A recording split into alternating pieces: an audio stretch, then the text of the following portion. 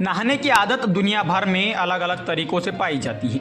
जहां कुछ लोग दिन में कई बार नहाते हैं तो वहीं कुछ लोग कई कई दिनों तक बिना नहाए रहते हैं। लेकिन दुनिया में एक ऐसी जनजाति भी है जिनकी महिलाएं अपनी पूरी जिंदगी में सिर्फ एक बार नहाती हैं, और वह भी सिर्फ अपनी शादी के दिन। यह अजीब सी सुनाई देने वाली बात अफ्रीका के उत्तरी नामीबिया में बसने वाली हिम्बा जनजाति की है। चलिए जानते हैं कि ये लोग बिना नहाए कैसे खुद को साफ रखते हैं और इस अनोखी परंपरा के पीछे उनका कारण क्या है, वो क्या कारण बताते हैं। हिम्बा जनजाति अफ्रीका महाद्वीप के उत्तरी नामीबिया में रहती है। यह जनजाति अर्ध खानाबदोश है, यानी ये लोग जंगलों में बसी एक सख्त लाइफ स्टाइल जीते हुए प्राकृतिक संसाधनों पर निर्भर रहते हैं। इस जनजाति की महिलाएं अपनी पूरी जिंदगी में केवल एक बार अपनी शादी के दिन ही नहाती हैं। हालांकि यह परंपरा सदियों से चली आ रही है और आज भी यह जनजाति अपनी पुरानी परंपराओं का पालन करती है। उनका समाज घनघोर जंगलों में रहने के बावजूद अत्यधिक समृद्ध सांस्कृतिक धरोहरों से संपन्न है। हिम्बा लोग अपनी अनोखी परंपराओं, रंगीन आभूषणों और विशेष लाल गेरू रंग के कारण पहचाने जाते हैं। इनकी आबादी लगभग 50,000 है। ऐसे में अगर हिम्बा महिलाएं नहाती नहीं हैं तो वे फिर अपने शरीर को कैसे साफ और स्वस्थ रखती हैं? इसका उत्तर है धुएं का स्नान। हिम्बा महिलाएं खुद को साफ रखने के लिए एक खास प्रकार का स्नान करती हैं। वे जड़ी बूटियों को उबालकर उस भाप से अपने शरीर को शुद्ध करती हैं। इस भाप से न केवल वे खुद को साफ करती हैं बल्कि यह तरीके उनके शरीर से बदबू को भी दूर करते हैं। हिम्बा महिलाएं अपनी त्वचा को धूप से बचाने के लिए खास तरह के लोशन का इस्तेमाल करती हैं।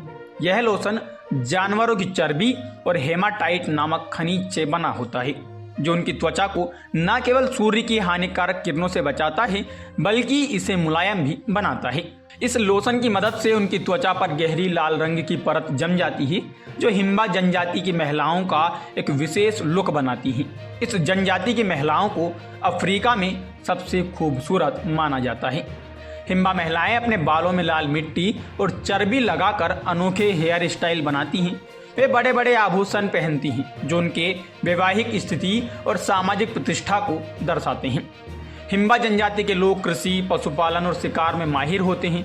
इनकी लाइफ स्टाइल पूरी तरह से प्राकृतिक संसाधनों पर आधारित है। ये लोग गाय, बकरी और भेड़ पालते हैं और गायों का दूध निकालने की जिम्मेदारी महिलाओं पर होती है। हिम्बा लोग मुख्य रूप से दलिया खाते हैं जो मक्का या बाजरे से बना होता है। विशेष अवसरों जैसे शादी या उत्सवों पर वे मांसाहारी भोजन का सेवन करते हैं। हिम्बा जनजाति की धार्मिक और सांस्कृतिक परंपराएं हैं कि वे पर्यावरण से गहरा रिश्ता रखते हैं। इनकी सांस्कृतिक परंपराएं बहुत पुरानी हैं, जिनमें जन्म लेने की प्रक्रिया भी बेहद दिलचस्प है। इस जनजाति में बच्चे का जन्म तब माना जाता है जब महिला बच्चे के बारे में सोचने लगती है। इसके बाद वे बच्चे से जुड़े गीत सुनने की प्रक्रिया शुरू करती है और एक विशेष गीत भी रचती है।